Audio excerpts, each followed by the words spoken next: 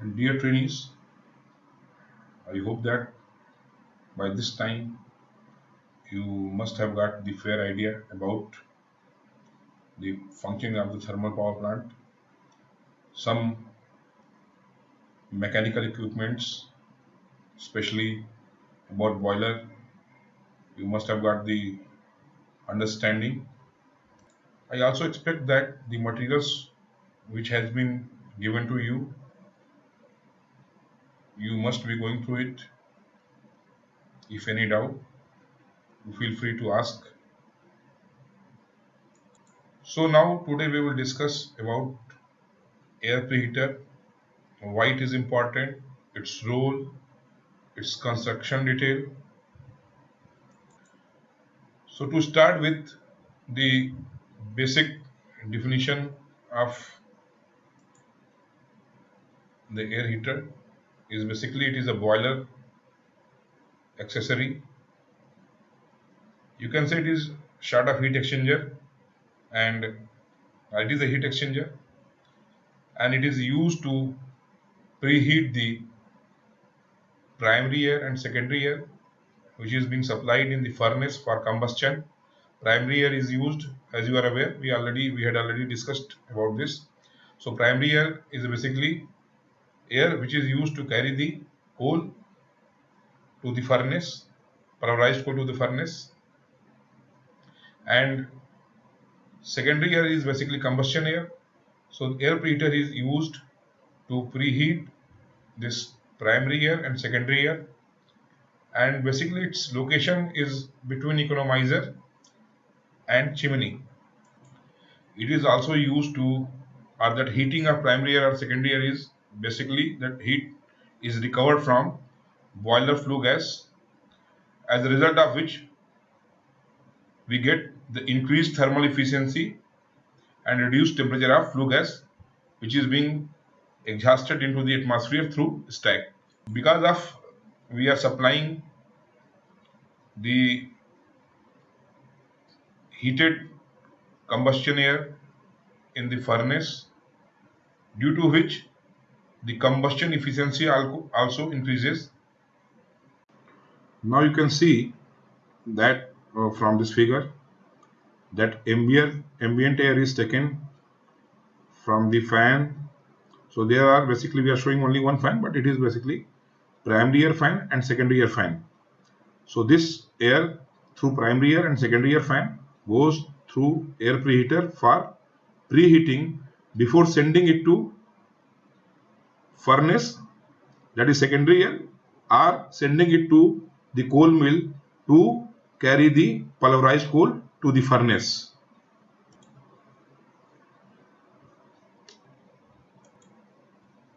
So this is our air preheater. I will just increase the thickness of the marker so that it will be more clear. So the air through this air preheater goes to furnace, and the heating media in air preheater is basically the flue gas which is coming out from the furnace. This is flue gas. So air preheater is also a type of heat exchanger. That is, you can say, counter flow heat exchanger.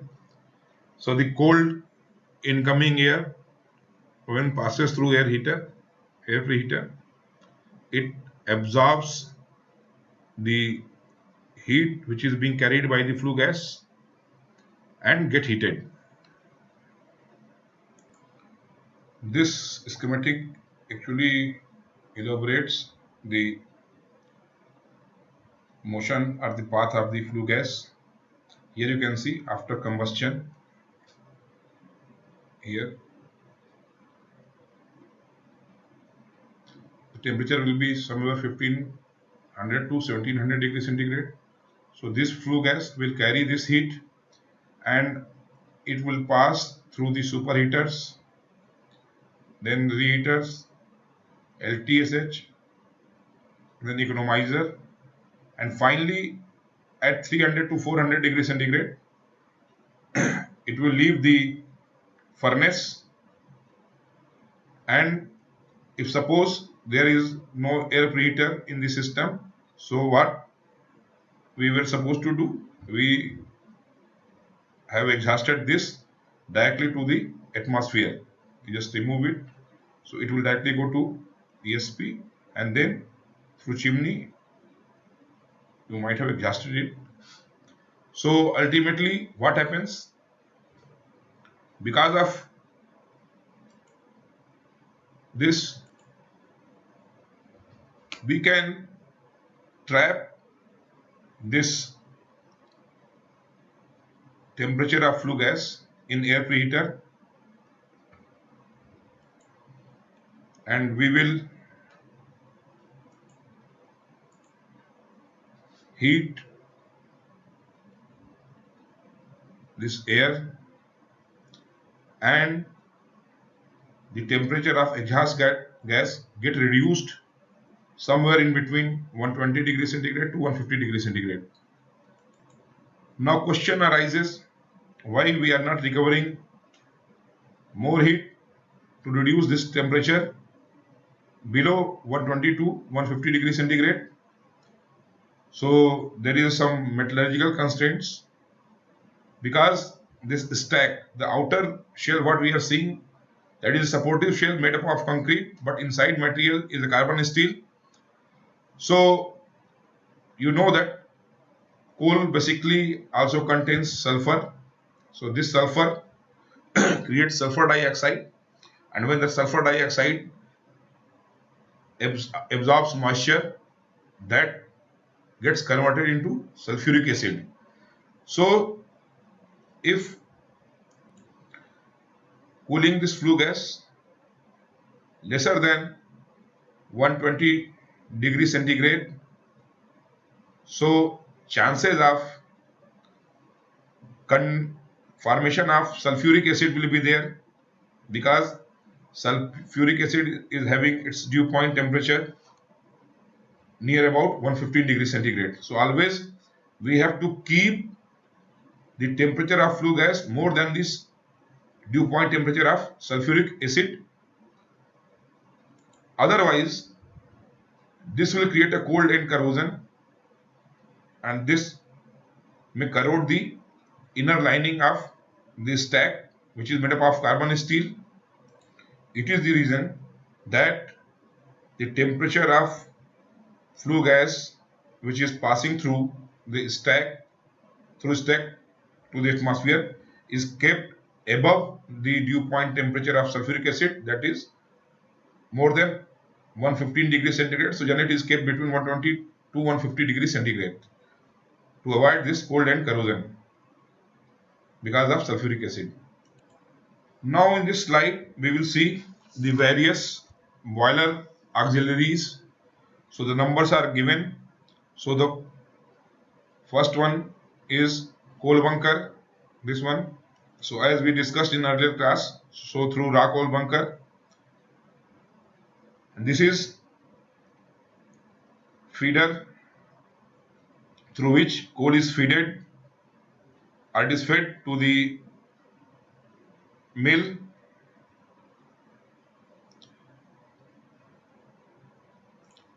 Here in mill, coal get pulverized. To carry this coal up to the furnace, we require primary air, and which is supplied with the help of primary air fan, and which is shown here by number 4. This is primary air fan, PA fan. So you can see from that PA fan, which takes air from the atmosphere through air preheater, this is APH. You can see here, this is 5th number is APH. So through APH, you can see it is going like this to the mill, from where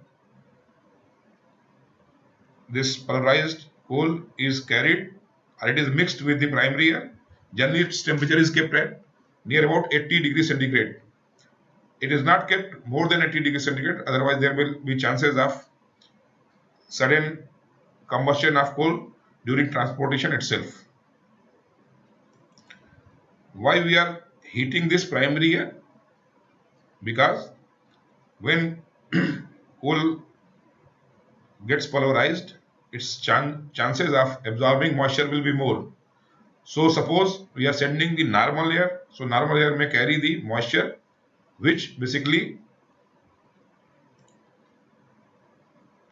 can make lumps of the coal, and finally it can choke the coal supply line. Now here you can see this sixth number shows this is burner. This is our burner.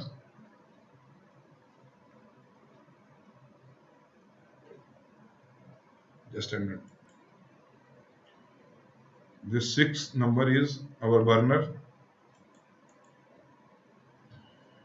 This one, where coal gets combusted, supplied by the primary air, and for combustion we have to supply the secondary air, which is being supplied by this is our FD fan, that is forced draft fan, which supplies the secondary air. So this secondary air also passes through the air preheater, and through wind box it is being supplied in the furnace. So the mixture of primary air with the coal get introduced in the furnace. Primary air also supplies the initial oxygen for combustion, and secondary air is used to sustain the combustion. It is one more description of primary and secondary air system in the boiler, where you can see that PA fan basically sends the air, primary air. There are two parts, one heated primary air and one is cold primary air. So they are being tempered, and finally the air temperature is maintained at 80 degrees centigrade and sent to the pulverizer. Similarly, here you can see that secondary air through FD fan passing through air preheater, finally it is sent back, it is sent or it is introduced into the furnace through wind box for the combustion of fuel. Here you can see that we are using here two different type of air preheaters are used. One dedicated for heating of primary air, and second is dedicated for the secondary air heating. So basically there are two types of air preheaters which we are using in thermal power plant. That is, one is bisector and one is trisector type of air preheater. So bisector and trisector type of air preheaters.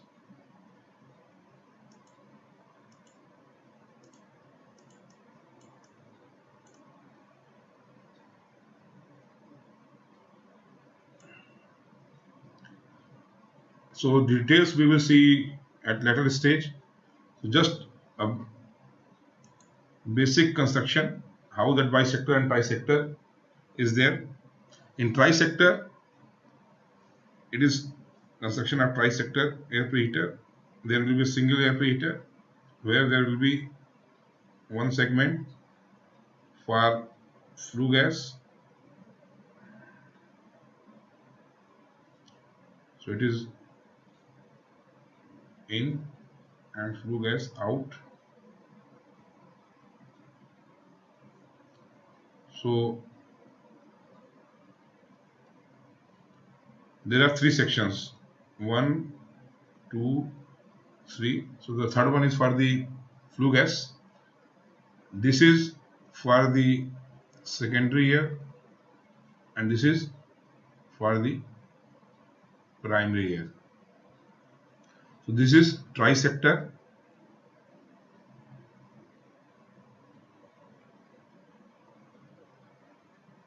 Arrangement.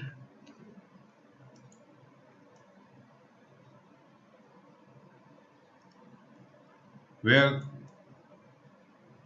in same housing there will be three parts, one for the flue gas, one for primary air, one for secondary air. In bisector arrangement,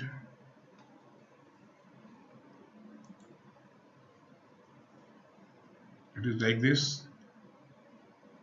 So there will be dedicated air filter for primary air and one for secondary air. So this is two sections, one, two. So this is flue gas in,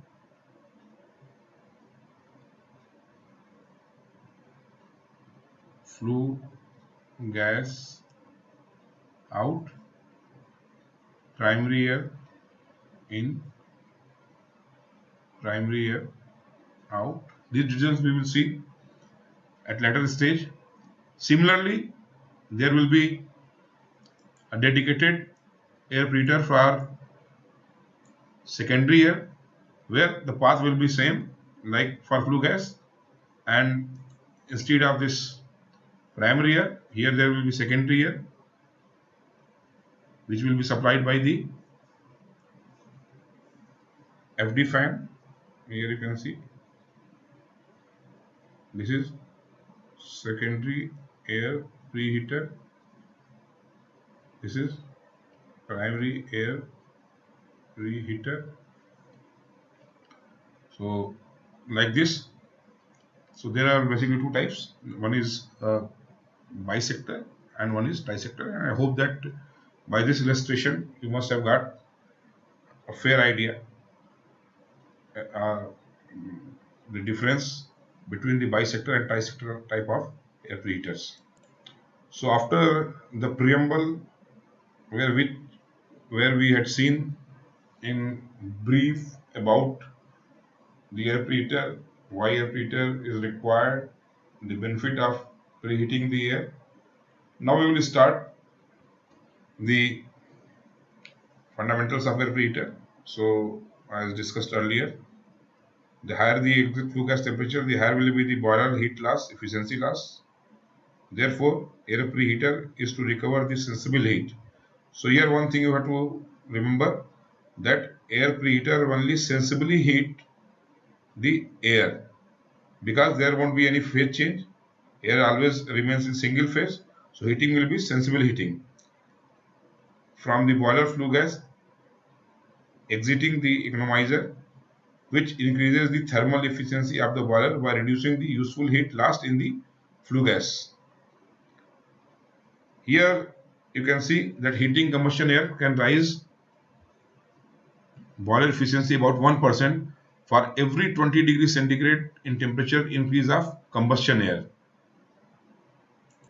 It means with every 20 degrees centigrade increase in temperature of combustion air, there will be 1% increment in the efficiency of boiler.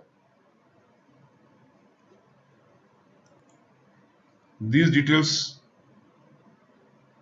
roughly we had seen earlier. So it is a heat exchanger where air is sensibly heated. There are two paths. Hot flue gas goes in this direction and cold air through, either it may be the primary air or secondary air, it passes through it. During this process, this flue gas loses its heat to the incoming air and the incoming air gets heated.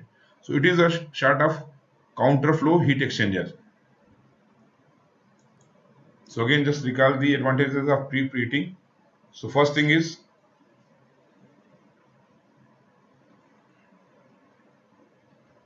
it improves the ignition of the fuel. Even the inferior quality of fuel can be easily burned. Second, it improves the combustion efficiency. We already discussed this thing. And this dries the pulverized coal in pulverizer, as generally the temperature of primary air is kept as 80 degrees centigrade. So this heated air take out the moisture if any present in the pulverized coal. Now here we will see the types of air preheater. So depending upon the its operating principle, it is broadly classified into two parts. One is recuperative type of air preheater, and second one is the regenerative type of air preheaters.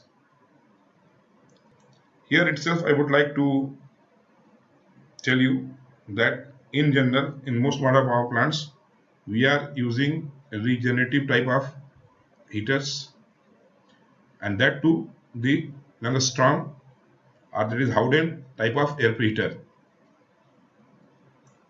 Recuperative air preheaters are of two types. One is tubular type of air preheater, and second one is plate type of air preheater. Regenerative, there are two classifications. Broadly, it is Langstrom that is used, and second one is the Davidson or Athmole air preheater. So, in by large, the air preheater which is used in power plants are regenerative type of air preheater, and that is Langstrom air preheater. So, recuperative air heaters are basically tubular air heaters. It is with special purpose counterflow energy recovery heat exchanger, where both the fluid, that is heating fluid and cold fluid, to be heated flows simultaneously and in general in counterflow direction. So here you can see that in tube this air,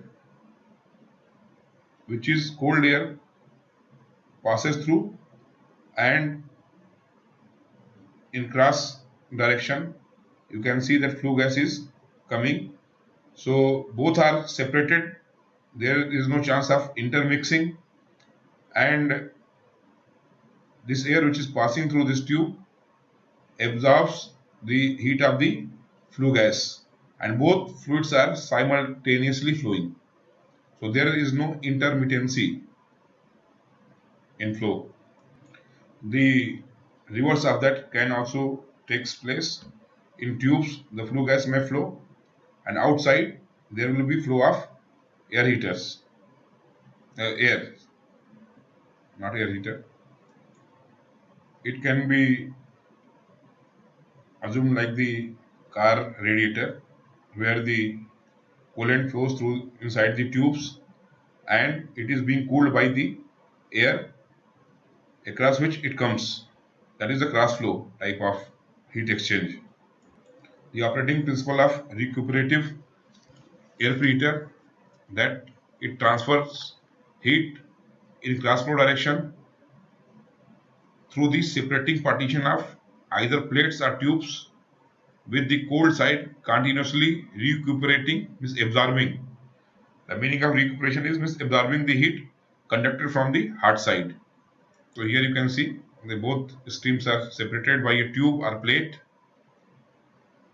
and the air or the cold media is continuously absorbing the heat of the heating fluid. As both the fluids, hot and cold fluid, are separated by a boundary, so there are very less chance of mixing of air and flue gas. So air is here the cold fluid and flue gas is the hot fluid. So there is less chance of mixing or contamination of primary air or secondary air, except the case if some leakage occurs in the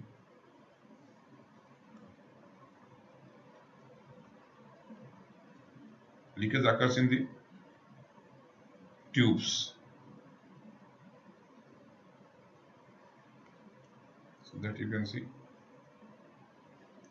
So this is the important thing, that it absorbs heat continuously.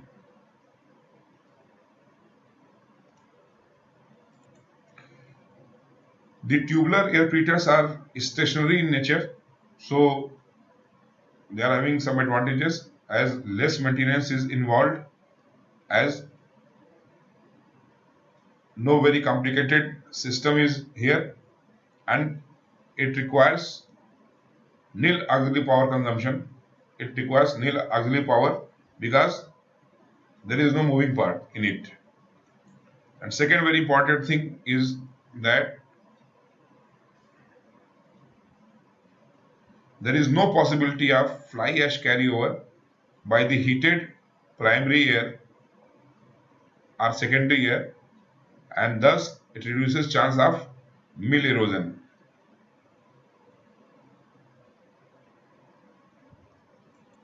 and contamination of the combustion air.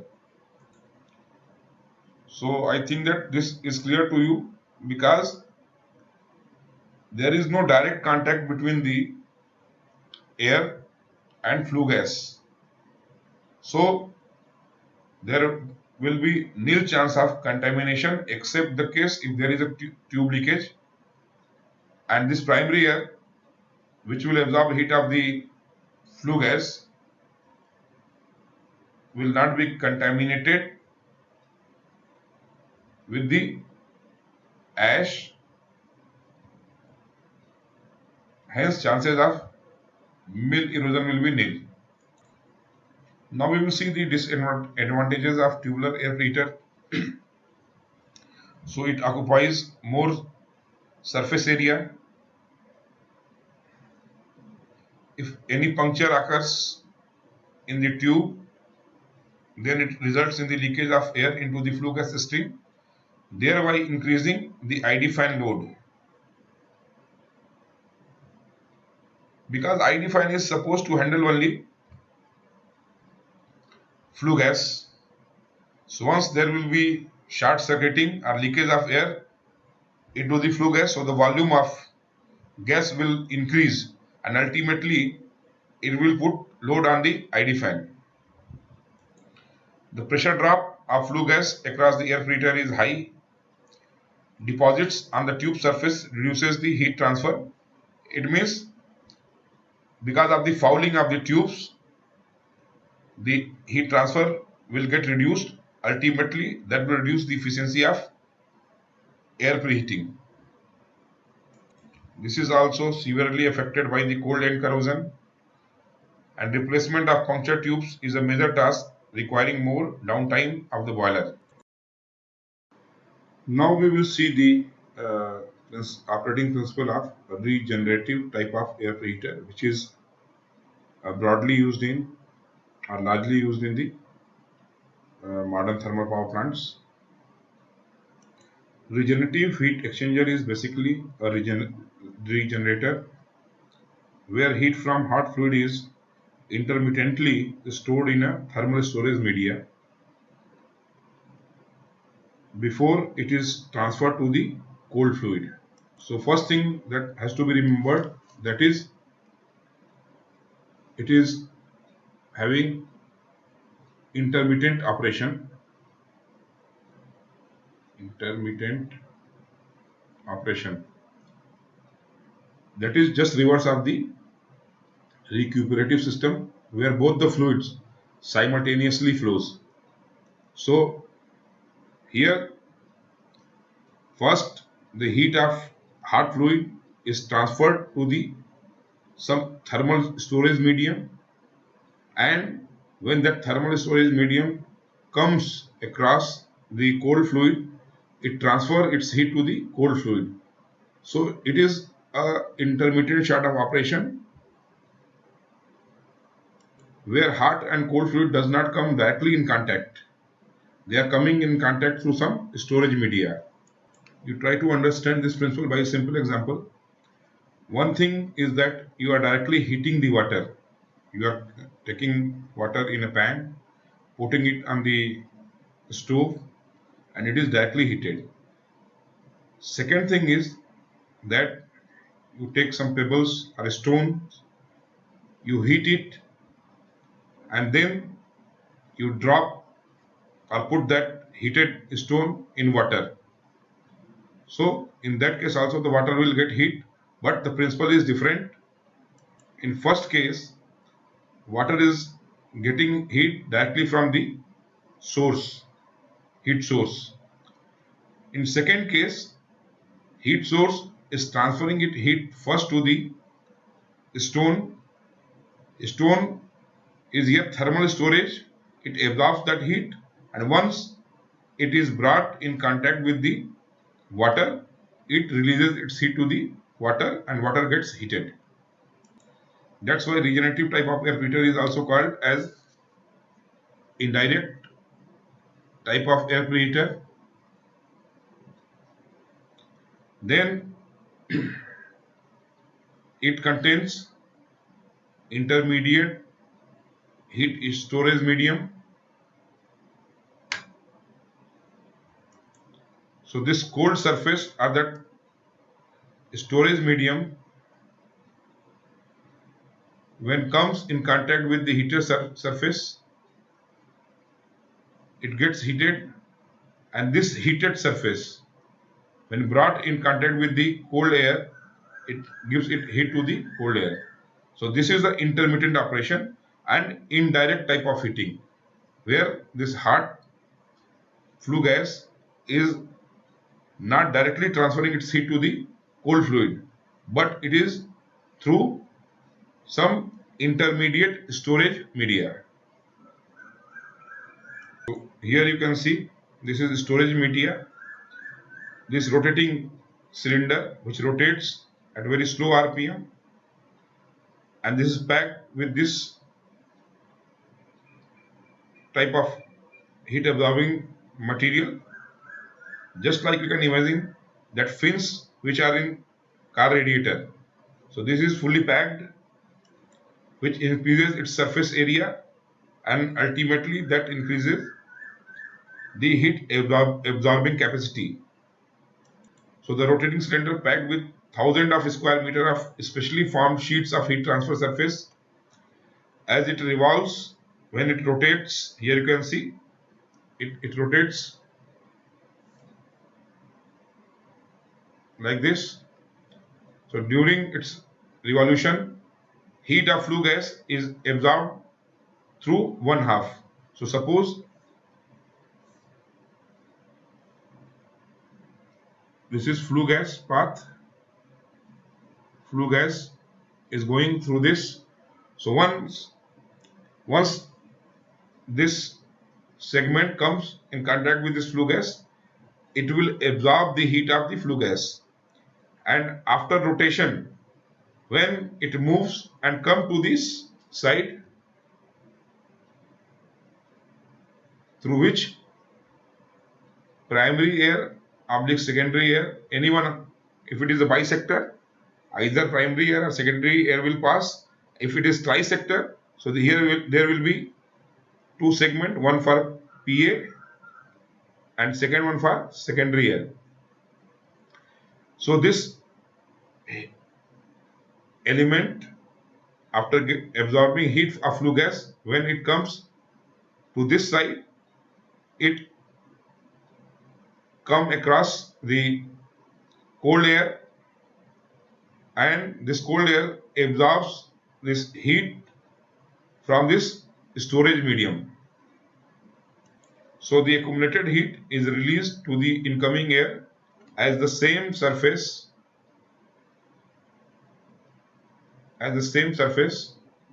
passes through other half. So this is the same surface. After absorbing heat, it passes through this area and in turn transfer its heat to cold air. The heat transfer cycle is continuous as the surface are alternatively exposed to the outgoing gas and incoming air.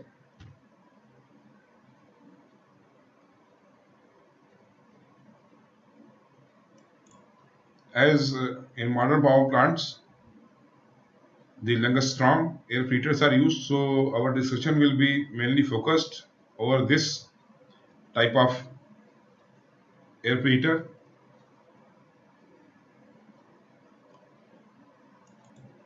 It is placed vertically in the second pass of the flue gas path, that is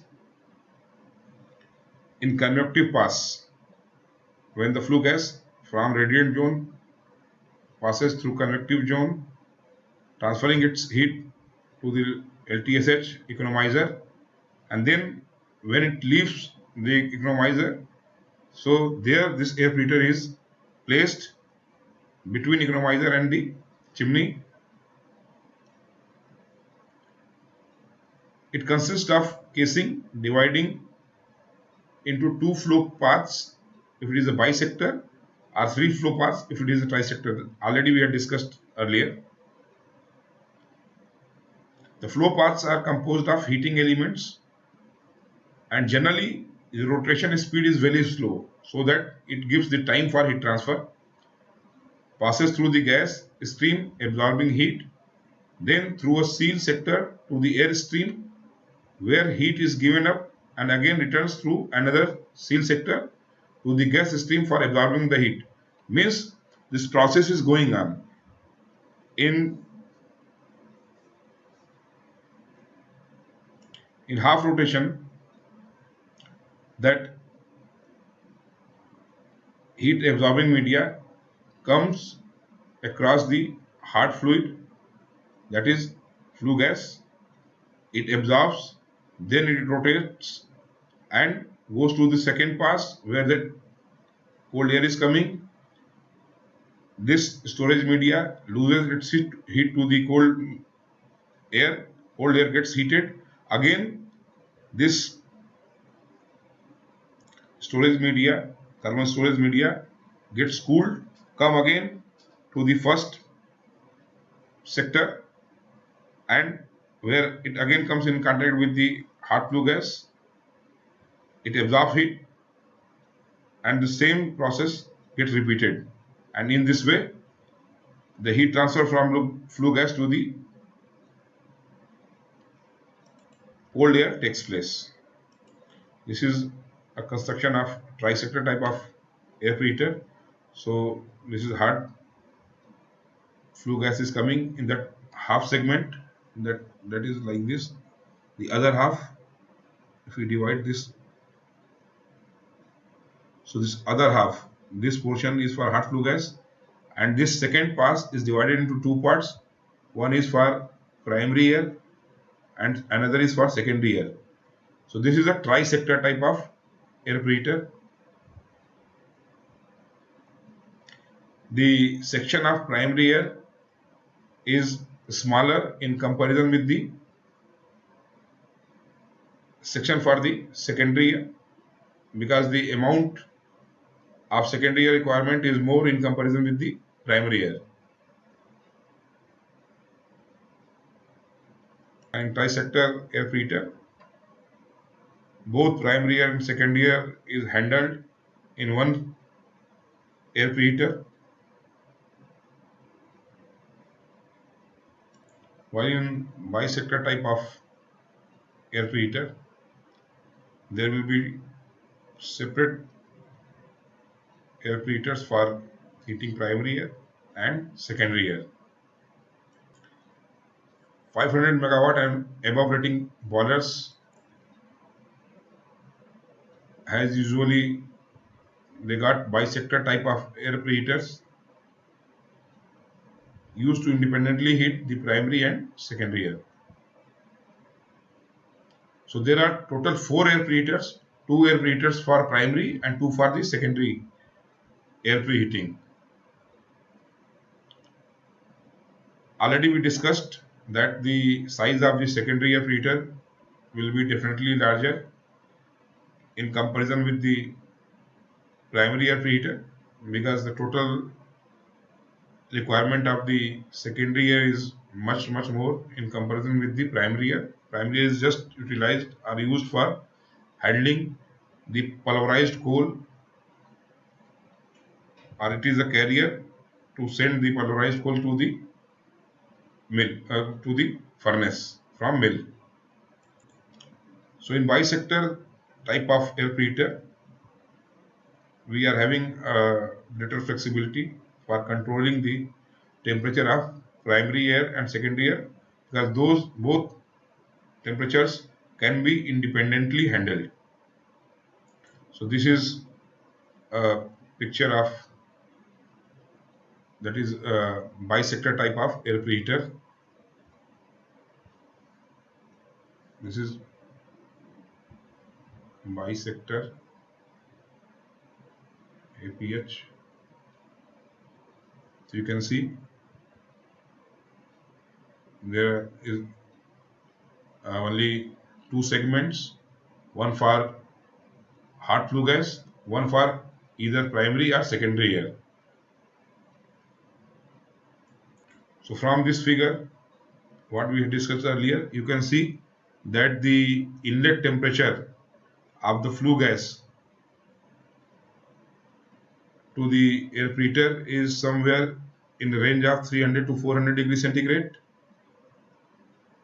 and the exit temperature is between 120 to 150 degrees centigrade. The same thing we will see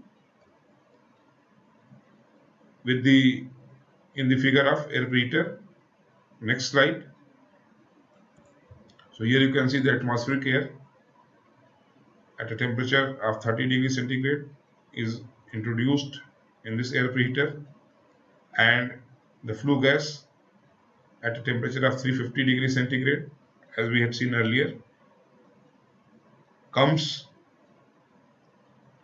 across this segment where this storage medium absorbs this heat, and this flue gas loses its heat to this storage media, and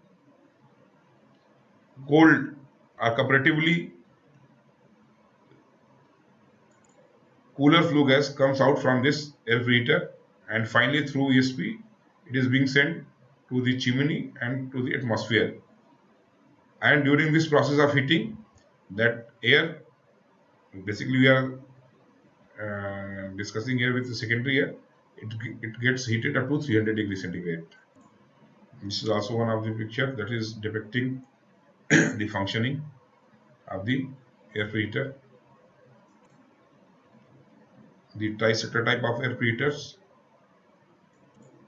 One more thing which I would like to add here, that is generally this tri-sector type of air preheaters, which we had discussed earlier, is used in low rating boilers, that is of rating 250 megawatt and below. Contrary to the bisector type of air preheaters, where there were total 4 air preheaters, 2 for the primary air and 2 for the secondary air. Here in totality, there will be 2 air preheaters, one, and each air preheater handles both primary and secondary air. It also provides some means for heating primary air at high pressure and secondary air at low pressure within the same air preheater without mixing.